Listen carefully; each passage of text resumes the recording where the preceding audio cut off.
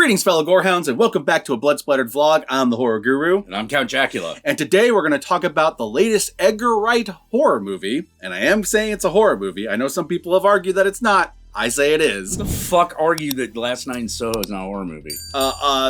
People who contend that it's a psychological thriller and not a horror movie. And yes, it is a psychological thriller. It's also a horror movie. It's got ghosts in it! Yes. I was gonna not spoil that, but I guess. Oh, go.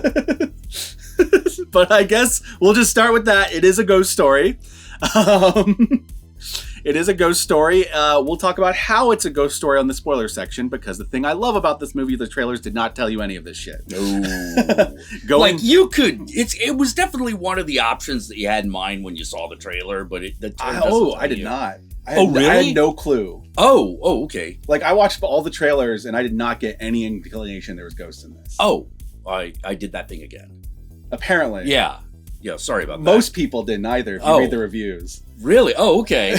I assumed that was on the table when I saw the trailers. I'm pretty sure I saw the same trailers, too. Yeah, I'm pretty sure, too. Yeah. No, I was just like, this is probably Unless there was a trailer that indicated it more than the others. I just remember the one that was just music and shots. Yeah. That's the one I saw. I was just like, okay, so she's either crazy or there's ghosts. You know, like, because that's those are usually your choices when you do something like this. Yeah, absolutely. You know, how crazy is she? You know, like that kind of thing. Is she not crazy and ghosts are real, or is she crazy and ghosts are real, or is she just crazy? Well, I figure at this point, if you haven't, tried to watch this movie yet, and you're looking for a reason to, then at least I think it's okay for us to spoil the ghost part of this equation. I'm not going to tell you how the ghosts are involved with because this. that's where it gets that's where it gets super spoilery. But I will tell you this is a ghost story.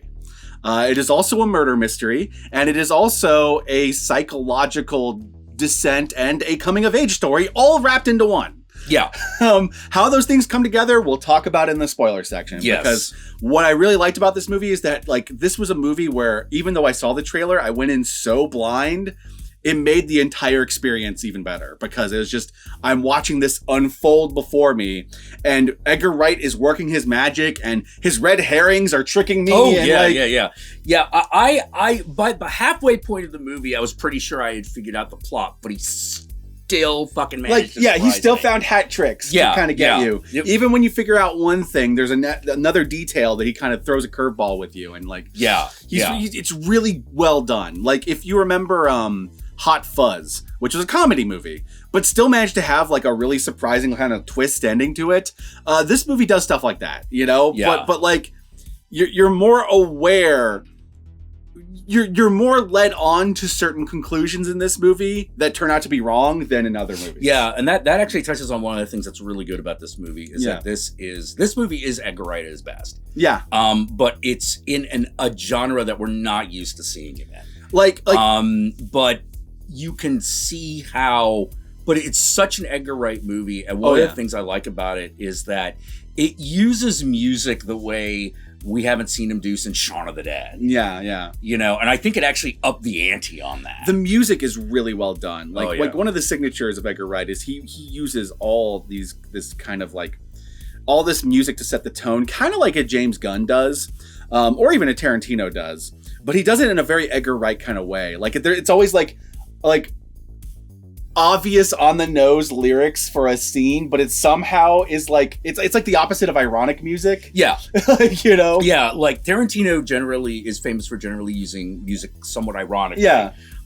James Gunn is known for having a song that matches the tone, even though the sound seems incongruous with the genre. Exactly. And Edgar Wright tends to go for lyrics that are describing things that are happening in the scene. Yeah. But it's like the lyrics might not actually be about that, but like the lyrics are enough like the scene that they fit. It's really cool. Yeah, like that. Like in the big one in Shaun of the Dead was when the zombies come in. Don't stop me now. The zombie's not stopping. But the way he does it like some filmmakers do that where they'll use like an obvious music cue that like is very on the nose or whatever, and it just feels very groan-worthy. Edgar Wright has the ability, he always picks a song that feels right, even if it's on the nose. Oh, yeah. You know, like you never groan. You either laugh because you're supposed to laugh, or you go like, oh shit, you realize halfway through the scene, god damn it, the song is telling us what's happening here. Yeah, and the thing that's interesting about this is he's doing this with music that most of the audience is not going to be familiar with. Yeah. Because they are songs from the 60s that people don't really remember. I think that's the other thing. He's not using the popular songs that we all know and love. He's using a lot of B-sides. He's using a lot of songs that may have been popular, but they weren't so popular. They're not like the Beatles or the Rolling Stones. They're not ubiquitous. Like They are like they seem very particular to London during the 60s. And that's the other thing. They're very much songs of the period and the time and place that this movie is trying to evoke. Yeah. And that's the other thing. This movie is very, very much about London's Soho. I know that New York has a Soho too. It's not about that. It's about London. This is about London. And very much about London and its history, especially the history of its nightlife. Speaking of which, I'm drinking Soho while we're talking about last night in Soho. Well, there you go. That's another thing. I can't believe it took me until I was watching the movie to realize the title of the movie was not The Last Night in Soho, but Last Night in Soho. Yeah. It's not the final night in Soho. It's the previous night. Yeah, exactly. Exactly. It's alluding to the past. Like I was reading the title wrong all this time until I sat down and watched the movie, and I'm like, oh shit, that's what it means. Surprise fucking guest star in this movie, Terence Stamp. Yeah, Terence Stamp shows up. He does an amazing. All the actors in this movie do a great job, but Terence Stamp, he kind of plays. Oh man, he plays a character that you're not sure how you're supposed to feel about for most of the movie, and he does a great job straddling that line. Yeah. Absolutely. Terence Stamp is just one of those actors that has such a presence. In fact, after watching this movie, I'm like, if they ever need to replace the tall man since he died, Terence Stamp would make an amazing tall man. Yeah, just fucking put Terence Stamp on a box. Yeah, exactly. Fine, great. Exactly. Get that Neil Forzada. He's got that kind of presence throughout this entire movie, and it's just great. Yeah, because the entire time he moves like a specter. Yep. To the point where you're not even sure he's real. And the two lead girls do a great job with their roles too. Anya TaylorJoy Anya TaylorJoy is great. Thomasin Evans, I believe. I'll put their names right here, just so that. Yeah, the last thing you saw her in, she was a little girl from JoJo Rabbit. JoJo Rabbit. Yeah. She was the Jewish girl in the closet. In the attic. Jewish girl. Yeah. Sorry, my brain. I said JoJo. My brain went to Bizarre Adventure. Yeah. I realized it was like. Yeah. It's like that ain't right. We're recording late at night, so we're a little like woo woo. And Soho, while talking about Last Night in Soho. The other thing I like about this movie is this is very much Edgar Wright's transition. It was a little bit in Baby Driver, but Baby Driver was still very much a comedy. Oh, yeah. This movie is kind of his transition from going from a comedy movie into something else, something a little bit more serious.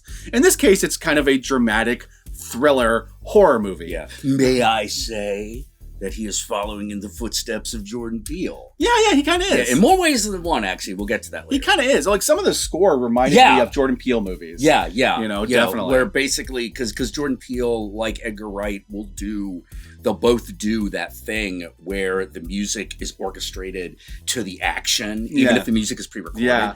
Like one of the greatest musical moments of a Jordan Peele movie, in my opinion, was Us. Yeah. During the ballet knife sequence. Yeah.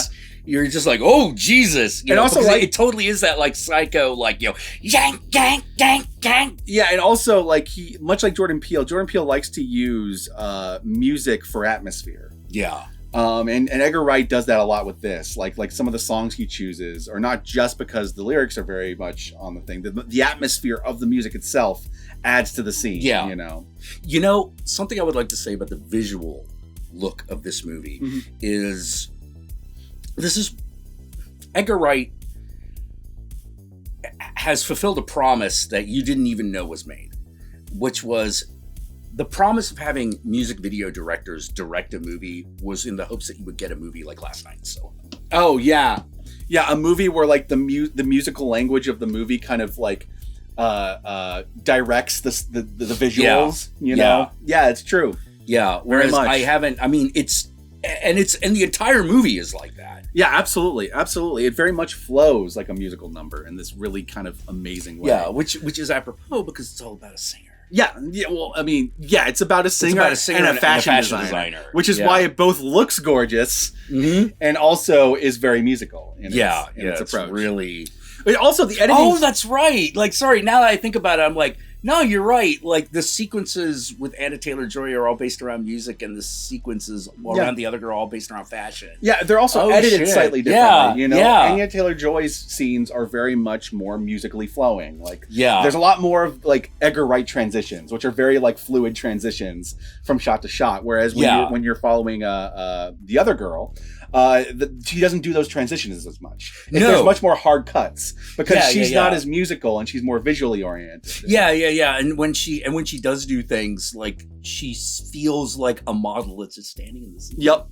Absolutely. And that's the other thing I like. Edgar Wright has managed to take his visual style that's been there since Shaun of the Dead, where he's done these really unique and interesting transitions that other filmmakers just don't do. Yeah. But he'll like find these really creative ways to transition from one shot to another or one scene to another that just feels so fluid and natural and like unique.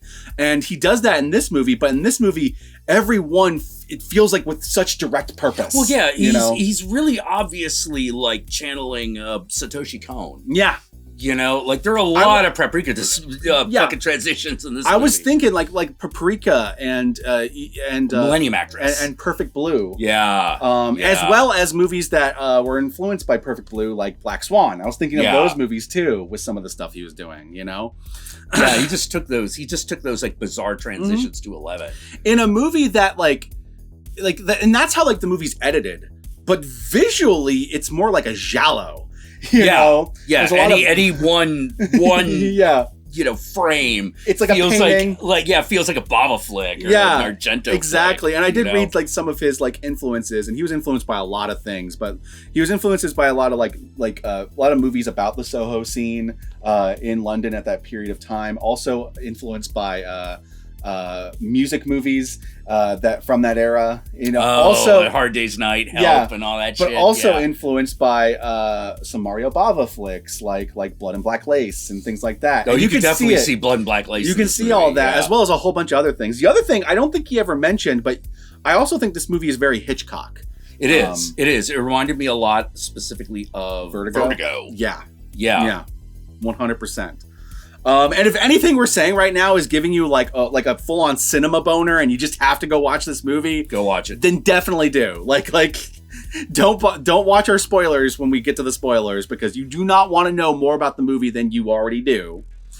No, this is one of those movies that's gonna be like this is gonna be a landmark. Oh yeah, I think so too. I think so too. I think this is gonna be this movie's not only gonna be seen as a turning point, a positive turning point in Edgar Wright's career, which was already hopefully. Also, it was already a great career. Oh yeah. But this is gonna be one of those movies that people are gonna look back on and like, this is where like Edgar Wright as like the filmmaker, the filmmaking god that he's gonna be seen as in the years to come. Yeah. This is gonna be the start of it. Even though it's definitely there in the other movies, it's very obvious that even though people love Edgar Wright, a lot of people don't put him up as much on a pedestal because he mainly did comedies. Yeah, this puts him like closer to De Palma territory. Exactly. Because he mainly did comedies, he doesn't necessarily get the recognition that he deserves all the time. Yeah. But now you've got a visually arresting movie with a very unique plot that is a movie that only Edgar Wright could have fucking directed. Exactly. Like, this is the kind of movie that put like Darren Aronofsky on the map, or directors like that, And Edgar Wright has made one of those movies, Yeah. Like you could put Christopher Nolan in that, but I'm not as fond as Christopher Nolan's visual style. Yeah. Christopher Nolan has a much more gritty, raw style as opposed to like the more flourishing. Yeah, the more like beautiful, colorful, Edgar Wright. Exactly. Mm-hmm.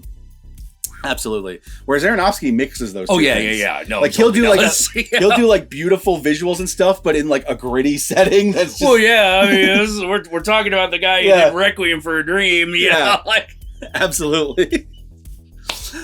But anyway, I love Last Night in Soho. I've thought about it the couple days since I've seen it, and this is my favorite movie of the year. So far, best movie of the year. And this year has had some great movies. Werewolves Within, Fried Berry, great shit. But this movie is probably my favorite so far. Oh, well, it's the one where if it gets an Oscar, you're going to be like, yeah. Yeah. Like, well, sometimes you sit down and you watch a movie from a filmmaker that you followed for years, and you watch the movie and you go like, this is the one. This is the one. This is the one that is going to put them on the map beyond just film nerds. Yeah, this is their Psycho. This is their, like... That's how I felt because even though I love Guillermo del Toro movies, and I think, like, Pan's Labyrinth is one of the greatest movies ever made. Yeah. When you see fucking The Shape of Water. You're watching The Shape of Water and you go like, no, this is the one that's going to put him on the map. Even though I might argue that the Pan's Labyrinth is an even better movie, but this is the one that's going to make people go like, let's look at the rest of it. Exactly. This is the one that's going to cause the rest of the world to see him for the genius he is. Yeah. And that's kind of how I felt while I was watching this movie. I'm like, he's already a genius. Definitely. But this is the movie that's going to make people realize it. Yeah, this is the moment where everyone's going to be like, holy shit, he had one of these in him? Absolutely. Absolutely. Because, like, even though all his comedies had echoes of horror in them, obviously Shaun of the Dead. Shaun of the Dead. But the other ones did too, with the exception of, like, there's less horror in At World's End? In Baby Driver. And, Baby Driver. And Scott Pilgrim. Yeah, because that's more, Baby Driver is more 60s chase films, and Scott Pilgrim. But the Cornetto trilogy. Yeah, the Cornetto trilogy. Those movies, even when he started going to the sci-fi territory with That World's End, it's still sci-fi horror films. You know? It's still basically Invasion of the Body Snatchers. Exactly. Even though he was already working within the horror realm for years, this is the movie that's going to show that, like, no, he not only can do that, he can just make a full-on, just, like, intense and, like, brutal fucking horror movie in and of itself. Yeah. This is the movie where I think a lot... Yeah, I agree. I think this is going to be the movie where a lot of people realize what fans of Edgar Wright have known for years. Yep. Because he's making a movie that is going to appeal to Edgar Wright fans, but it's a movie that's going to appeal beyond the Edgar Wright fans. Baby Driver had that a little bit too, because Baby Driver also got a lot more stuff from non-Edgar Wright fans, because he had moved beyond the Cornetto trilogy and stuff like that. Yeah. But this movie, you can definitely tell this is the one that's going to blow that up. Oh, yeah. Oh, yeah, definitely. And if it doesn't, it will be a tragedy if it doesn't. Oh, it'd be a travesty. Yeah. It'd be an absolute travesty. Like, everyone involved with this movie deserve to, like, be part of film history here. And now that I've thoroughly sucked the movie's dick, it is currently available on various streaming platforms to rent. Go ahead and rent it. I don't care how much it costs. Rent the damn movie. Buy the movie if you're already sold on just, like, Edgar Wright in general, because you're going to love it. Oh, yeah. If you're a fan of any of Edgar Wright's previous films, like, you are going to love Last Night in Soho. But rent the movie if you're not willing to just, pull the trigger on the buying it, and enjoy, have a great time. This is a reason to, like, this is one of the first movie I've seen and gone, I kind of want to see this in 4K. Me too. Yeah. Me too.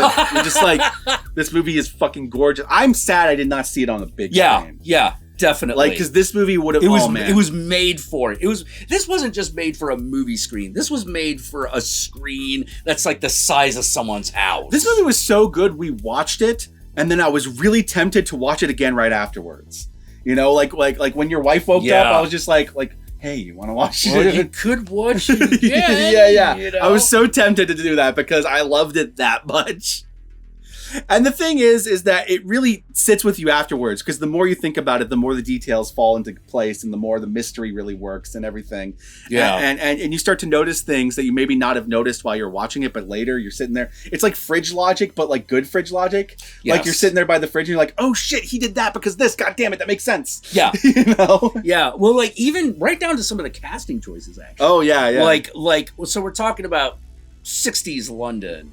So there's a certain crop of actors that you have to fucking pull from. And Terence Stamp is one of them. Yeah. But the big one that they got for this is Diana Rigg. This is Diana Rigg's last movie. Yeah, and she's great in this. She's great. Oh my God. Okay, let us move on to the spoilers, because I want to talk more about what actually happens in the movie. And if you haven't watched the movie yet, don't watch the spoilers. Trust me. Watch the movie, and then come back and then start listening to us talk about the spoilers, because you're going to want to go in as blind as possible. Trust me. And with that said, here are the spoilers.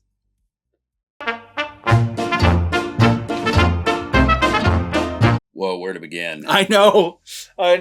Okay, so if you're still with us, even though you haven't watched the movie yet, the thing that we're going to talk about with the spoilers is that this movie is about a girl who goes to London. And she goes to London because she got into a fashion school and she wants to become a fashion designer. But the thing about this girl is this girl, as established like in the opening scene of the movie, sees ghosts. She's got the sixth sense, basically, from like the Sixth Sense. And we're told this because she constantly sees her mom places, and then later we find out that that's her mom she's seeing. Yeah. It's in such a thing that stuff. Like her grandmother acknowledges that it is a thing that she at least believes is true. So she moves to London, and she has a really bad time in the dorm. And because she has a bad time in the dorm, she decides to move out and get her own apartment. And she finds an apartment and moves in, and it's one of those old apartments that have been there for years. Yeah. And she ends up, while living in this apartment every night when she goes to bed, having these very vivid dreams that feel like she's being transported back to the 1960s. And she's not herself. She's this other character played by Anya TaylorJoy. And while she goes to bed every night, she ends up living this life of this 60s lounge singer that is trying to work her way up in the 60s lounge scene in London. But terrible things happen to her over the course of it. She ends up meeting this guy played by Matt Smith. They end up falling in love with one another. And then he promises her the world. But then it turns out he's actually a pimp and not actually someone who represents people. And she ends up becoming a pimp, making him money by sleeping with old men that are powerful men on the Soho strip, in so the to Soho speak. Circuit. Yeah. Circuit's a better word. Yeah. It's not a strip, but you get what I mean. Yeah. And the main character is led to believe that this girl was killed by her pimp, and is trying to solve the mystery of that and trying to prove to other people that this girl, first off, existed because she's having these flashbacks to the 60s.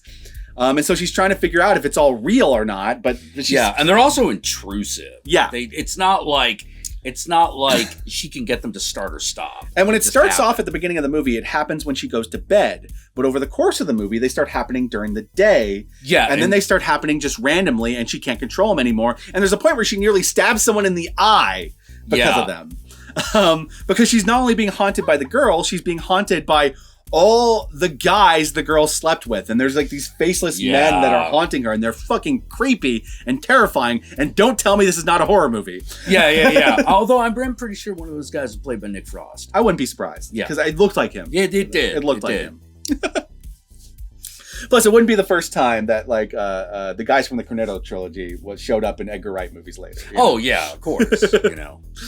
Absolutely.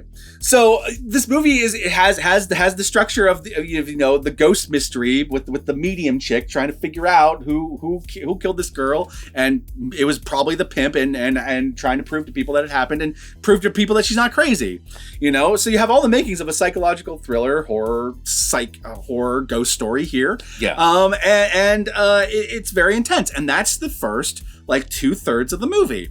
And you're pretty much led down the path to believe that not only did Matt Smith kill this girl, Matt Smith in the future is the Terence Stamp character that she sees around everywhere. Yeah. And it's really great because the actor playing Terence Stamp, not the actor playing Terence Stamp himself. Terence Stamp himself is doing such a good job of mimicking elements of Matt Smith's performance and the way he walks and stuff that you are convinced that pretty much he's Matt Smith. Yeah, he must be. That's why he's doing all this. Who else he's going to be. And here's where we're going to start to go, because we're just going to peel this Band-Aid off and get right to the spoilers. I warned you, if you didn't want, I warned you shouldn't watch this movie. Last fucking warning chance. Yeah, I warned you. If you did not want the core elements of this movie spoiled for you, you should not watch from this point on. But here's the thing. You're led to believe that Matt Smith killed Anya Taylor-Joy, and she's trying to solve this mystery, and she's going to the cops. Everyone thinks she's crazy, and she's having all these dreams of these rapey men that are like haunting her everywhere she goes. She has a point where she's like running through the fucking streets of London in the rain, and they're like grabbing her, like fucking like groping her and shit. And it's just fucking And then you realize in the last third of the movie that Terence Stamp is not Matt Smith. He's another character from the past. Yep. And they threw it in your face the entire goddamn movie. They did. Certain lines he said are very much reminiscent of what the other guy said, and certain things he did. And you're like, oh shit, how did I not? Why he's interested in the main character. Like I was, the movie fucking red herringed me perfectly. I have not had a murder mystery where the red herring was this effective. At completely convincing me that they were the person. You know?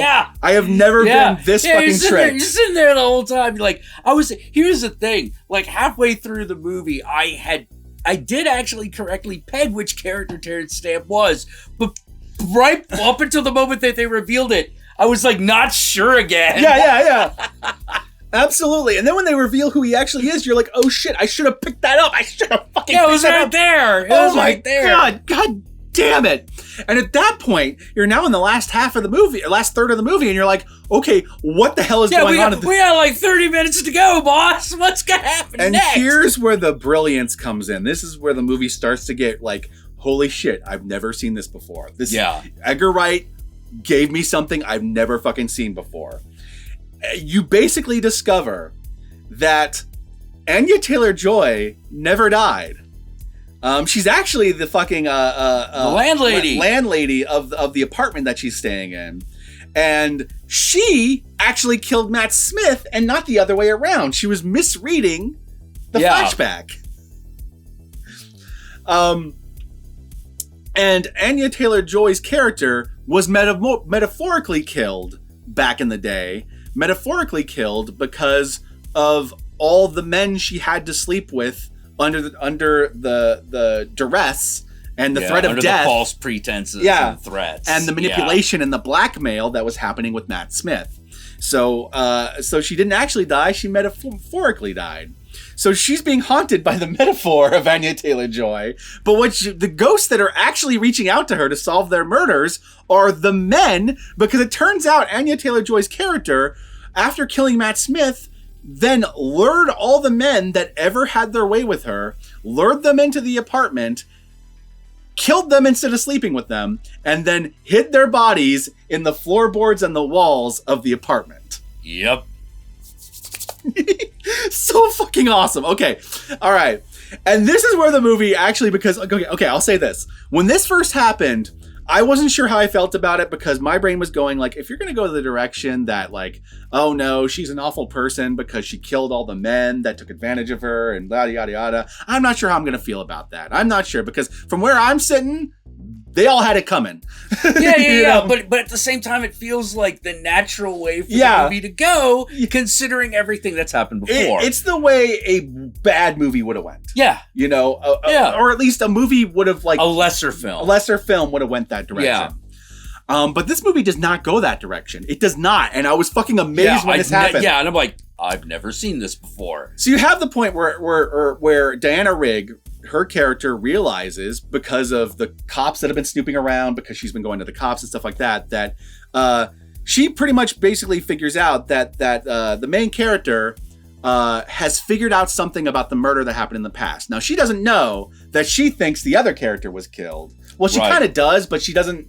Yeah, but she's sort of like, well, you know, I got my secrets. This is too risky, right? Yeah. This is too risky. So she's like, okay, I got to get rid of you because people are now snooping around and they can't find out about all the people I killed. Yeah. You know, so you have this brief moment where she's kind of the antagonist and she's trying to kill the main character, and the main character has to get away, and it's this very intense scene. Oh, super good. Yeah. Very, very intense scene. It's definitely, this scene is the like when I was watching it, it's not at all like this scene, but like I was thinking about it, it's about as intense as like the end of Silence of the Lambs. Like, you know, it's like it is the night vision camera moment in Silence of the Lambs, where everything has come to a head. The character is the main character is trying to escape the antagonist, but is also hallucinating. Yeah. And so she's not sure what's real and what isn't. Yeah. And this basically culminates into the point where she ends up in her room to get away from Diana Rigg, and all the ghosts show up and they start coming out of the walls like it's that scene from Day of the Dead, where the zombie hands are coming out of the walls and grabbing her and like pulling her into the bed until she's chained to the bed by all the hands. Yeah, and the reason she can only see Matt Smith's face is because the Anya TaylorJoy character refuses to remember what any of the other men looked like. Yeah, they all blend together into this amalgamation for her. You know? Because they're all basically the same guy in her head. Yeah, some weird old fucking creepy British dude. Which is another thing. You realize that the reason why she's been having these intense fucking hallucinations of all these ghosts and stuff is because not only are the ghosts there because their bodies are in the fucking floorboards and stuff, she's also got a connection, a little bit of a link with Anya TaylorJoy, a.k.a. Diana Rigg. Yeah, and so she's seeing things partially through her eyes. So one of the ghosts managed to get its face through and asks her to help them. Help me, help us. Well, help them, and hands her like the phone or whatever. And she and the main character looks at the phone, looks at the ghost, and is basically like, no. Yeah. No. No, fuck you. I'm not gonna help you. Yeah. And I'm like, holy shit. Holy shit. No, the movie's making the same conclusion I did. These fucking motherfuckers deserved it. Yeah. And basically from this point on, you get Diana Rigg's character runs in, she sees the ghost too. Yeah. And she has this whole moment like facing everything that she's done and all that stuff where she's just gonna let herself die and lets the main character go. But the main character does not stop. The main character's like, no, you do not deserve all this. What happened to you was horrible, and what you did, there was nothing wrong. You did nothing wrong, basically. Yeah. You know, and so she's trying to save Diana Rigg's soul, you know? Yeah, but the Diana Rigg's like fucking answer is no. Are you fucking kidding me? As she said, I died 60 years ago. Yeah. You know? She died back then. Died then. You know, you're the one who needs to live. You need to live. You need to go on. You need to survive this and all that stuff. And you got this great connection between the older character and the younger character. And I just thought it was beautiful. Oh yeah, it is. And then you get that beautiful shot where you no longer see Diana Rigg, but you see Anya TaylorJoy sitting there in the fiery fucking field. Oh, so cool. And that already is kind of tragic and sad. And I'm sitting there watching the movie, weeping while this is goddamn happening because it's got me so fucking emotionally fucking invested. It reminds me of a very similar scene in The Lady in White. Yeah. You know? You know, but then we flash forward. And the main character has become a fashion designer, like prodigy at the school she's at. Yeah. You know, and so she's doing her first like big fucking fashion show, and it's very much going off without a hitch. And we get a moment where she's looking in the mirror, and there's Anya TaylorJoy. And they do that little like poke thing that they've been doing throughout the movie, when they see each other in the mirror, and it's just like, oh, Diana Rigg may have died, but Anya TaylorJoy lives on through the main character, and she's now like her guardian angel, basically, like, her guardian spirit. Or is she? You know, and I was just like, oh man. This movie had a very heartwarming ending. It's a very heartwarming but very unnerving ending, you know? After a very gut-wrenching ending, you know? And I loved the emotional complexities this movie went to. Like, a lesser movie would have just simplified everything. A lesser movie would have had it be very cut and dry, would have just made her a bad person. Oh, no, this movie could not. This movie had to be somewhat ambiguous. Even if you know how it should be, the movie had to be ambiguous. Yeah. You know, it has an ambiguous ending, but the mystery is solved. Like, imagine if, like, at the end of Silence of the Lambs, instead of just making Buffalo Bill a monster that's just terrible, you have a moment where the main character connects with Buffalo Bill and recognizes that Buffalo Bill is a product of a society that didn't accept him and stuff like that. Actually get into that shit. Yeah. Like, imagine if Silence of the Lambs did that. That's basically what this movie does at the end of it, and it's magnificent. It is beautiful. It's magnificent. It's great. And one of the other things, this is a small detail, but I noticed it.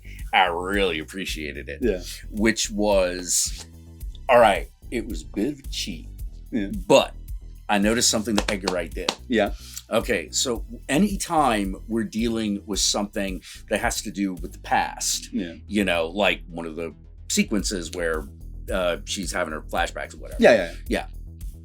All white people. Yeah. The minute we fucking get back to the modern world, the first person other than the main character that we see, always black. That's true. So you're like, all right, it's 2021. I was also appreciated that he lived. There was that moment where I thought... Yeah, there's a character we haven't talked about in this movie. Yeah, because I was so fucking invested in the relationship between the main character and that guy that when it felt like he was about to be shining, you know? Oh, dude. Like, no, there's definitely a moment where you're like, oh, shit. Just like Scam Man before. Yeah. Oh, I had that moment. And then when it's like, oh, shit, he lived, I was like, yes. I jumped up and cheered. Yeah. This is a movie where I was fucking like, I was that invested, you know, like I was crying, I was jumping and cheering, I was clapping, and we're sitting here watching it in this room, not in a theater. Like, it's super good. It translates. I was amazed it translated that well to the small screen, because from the beginning you realize that this was meant for like the biggest screen you could fucking watch it on. Well, it's meant to be seen in one of those old theaters where the thing is 2 stories tall. This movie's a great example of why I don't get mad at filmmakers when they say I made my movie for a theater experience, because it's obvious this movie was. Yeah. You know, and totally. I'm sad I didn't get to see it in that way, and that kind of got taken away by a pandemic that made it very dangerous to go to the theaters. Yeah, I should have been I should have been able to see this down at the Kabuki, man. Yeah. But I don't begrudge a filmmaker for wanting it to be seen in that context. No, not at all. I also appreciate Edgar Wright was not like Christopher Nolan, where he like refused to let any other way. Well, I mean, he didn't get pretentious about it. Yeah, he did. Like, so I appreciate that. Christopher Nolan went way too far with that, and Christopher Nolan just seemed like he didn't care about the pandemic consequences. Yeah. What movie did he do? Was it Tenet? Tenet. Oh, right. Yeah. I never actually saw Tenet. So me neither. I'm like, wait a minute, I didn't see that one. After Christopher Nolan did all that, I kind of like had a sour taste in my mouth, so I didn't see it. Yeah, well, the other thing was, like, I didn't even realize that movie was Christopher Nolan. Yeah, it was. And, I mean, it didn't seem like a kind of movie that necessitated that. Yeah. You know, based on its premise. I mean, I could be wrong. I haven't seen it. Christopher Nolan is one of those like super pretentious, stuck in his ways. Like, it's got to be in theaters or bust to get people. And while I understand why he's that way, I do feel like pandemic was such extraordinary circumstances. Oh yeah, there's a point at which you're like, dude. Yeah. Extraordinary times, man. You know, I get that. If it's really worth that, if it is, don't worry. In the future, a bunch of fucking idiots will get together and fucking make sure it happens. It will happen. What I honestly wish is I wish that people like Christopher Nolan, instead of doing that, would instead have made deals to have it like re-released in like IMAX later, you know? Exactly. That'd be great. You know, but whatever, you know, people are gonna be assholes, you know. Yeah. But Last Night in Soho, great Excellent movie. film. And here's the thing, even though it was clearly made for a theatrical experience, you're going to have a great time at home anyway. Oh, yeah. It totally translates. You're just going to wish that the fucking screen was massive. 10 feet tall. Yeah. And if you already have a massive screen at home, then you're going to definitely get to see this movie in all its gorgeous detail. Oh, yeah. Like I said, it's my favorite movie of the year. Now, it's not just favorite horror movie. Favorite movie of the year. Yeah. Period. It's great. Yeah, I was blown away. I mean, I knew it was going to be good. Yeah. I mean, people were like, Edgar Wright's doing a horror movie. I'm like, okay. I've already seen what I consider to be his worst movie. Yeah. So, at the very least, it's not going to be worse than Scott Pilgrim. Yeah. So. Yeah. You know, like, actually, when I think about it, that probably is my least favorite of his movies. Like, and hey, if that's my least favorite of your movies, you're doing pretty good as a filmmaker. You know, yeah. It's not a bad movie. It just wasn't for me. Yeah. You know? Yeah. Which is weird, because you think it would be. You think it would be? Yeah, you think it would be. That was the thing about that movie that freaked me out. The way people feel about Scott Pilgrim is how I feel about the Cornetto trilogy. Those speak to me more than Scott Pilgrim does. Oh yeah, definitely. Because when everyone talks about like, oh, I relate to Scott Pilgrim and I relate to that position in life or whatever, I felt that way more with the Cornetto trilogy. Oh, definitely. With Sean, especially at World's End. Yeah. Like those main characters. Oh, geez. Yeah. Oh, God. And maybe that's because by the time Scott Pilgrim came out, I was in that mid-20 age to where the Cornetto trilogy was way more speaking my language. Yes. You know? Yeah. One of the things about like Scott Pilgrim, not just the movie, but like the comic itself, is that it's very much, when you read it, you're very much like, whoa, this reads like late 90s webcomic. Yeah. It's got all of the problems of late 90s webcomic, including a lot of the invisible problems. Mm-hmm. And one of the worst problems that those webcomics had was a main character that you hated upon a second reading. Mm-hmm. When you went through it the first time, you're like, oh, this poor put upon person. And then you read it again, and all of a sudden you're like, you're not put upon, you're a fucking prick. that is the big twist with Scott Pilgrim. Like, some people who like Scott Pilgrim recognize it, but part of the point of Scott Pilgrim is that Scott Pilgrim is not a good person. Yeah. That's kind of the point of the story. He actually is a loser. But that being said, part of the point is that he grows as that story goes on. But there's a lot of people that really worship the way he is pre-growth, and that always felt weird. Yeah. Because it's like, oh, this is like, no. Yeah. No, like not even the movie is saying that that's a good thing. No, the movie doesn't either.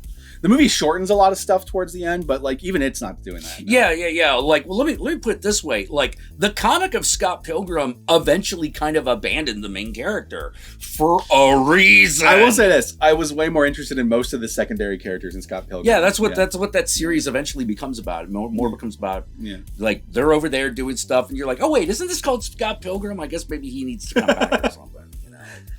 Anyway, when we've reached the point where we're just talking about Scott Pilgrim, I think we're done here. So yeah, probably. Any final thoughts on Last Night in Soho? Wow. What a movie. What a movie. It really does feel like if like I had watched Vertigo when it first came out. It does kind of have that vibe, right? You know, and you're just like, holy shit, like what the fuck is going on? And I'll say this right here, right now, I do not give a shit if you end up watching this movie and not liking it and think we overpraised it. I don't care. No, I don't care either. This is genuinely how much I love this movie. Yeah. And if I can't express that, kiss my ass. Like, no, totally. Like I've had that happen before where I really liked a movie and I did like a vlog praising the shit out of it, and then I'll get like a random comment from someone who's just like, I watched the movie based on your recommendation because you seem to like it so much, and the movie was ass. You ruined my life, man. Basically, you know, like, and just going on this huge fucking rant, and I'm just like, man, fuck you. I enjoyed the movie. If you can't appreciate that I had a good time with the movie, then fuck you. You know, like Jesus Christ. You know, somewhere, look, I don't know where my world is, but I know it's somewhere between this and Serbian film, because like, those are like the two excellent films in very different ways, for very different reasons. Yeah. Anyway, where could they find you, Count Jackula? You can find me on Twitch, where I stream twice a week on Tuesdays and Sundays at 6 p.m. Pacific Standard Time. The channel is Count Jackula. You can also find me on Twitter at Counting Jack, and you can find me on Instagram at Satanic Jackula. And I really have never really mastered the transition towards asking you where they can find you. Y'all know me. I'm the Horror Guru. You can find me at the Horror Guru on Twitch, on Twitter, on Instagram, and Facebook. Just look up the Horror Guru or Blood Splattered Cinema, and I'll be there. Be sure to like, comment, and subscribe, and don't forget to ring that notification bell so that you're notified of my videos immediately upon their upload. And if you would like to help out either of us more directly, then be sure to check out our Patreon pages. And remember, if you decide to go the Patreon route, then even $1 a month can go a long way. And what would be a good hashtag for this one? One that's not a spoiler, but one that evokes the movie. Oh, jeez. Soho in Soho. All right. If you made it this far into the vlog, then I want you to comment below, and be sure to comment below using the hashtag Soho in Soho. How's that spelled? SOCO. SOCO. SOCO and Soho. That way I know, and Jack knows, and the world knows, that you watched this vlog all the way through. And with that said, my fellow Gorehounds, apparently my acid reflux is starting to kick in for no goddamn reason right now, so I'm going to go down some Tums and figure out what I'm going to eat tonight that's not going to make it worse. So, peace out, and I'll catch y'all later. Good,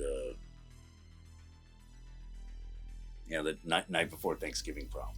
Yeah. Do we eat today? I guess we do. Yeah. We still eat. We should. We still eat. Still need those. We still need those nutrition. 3 square. You know. Yeah. No, it was a good movie. Yeah, it's a good movie. It's a good movie. Peace out, everyone.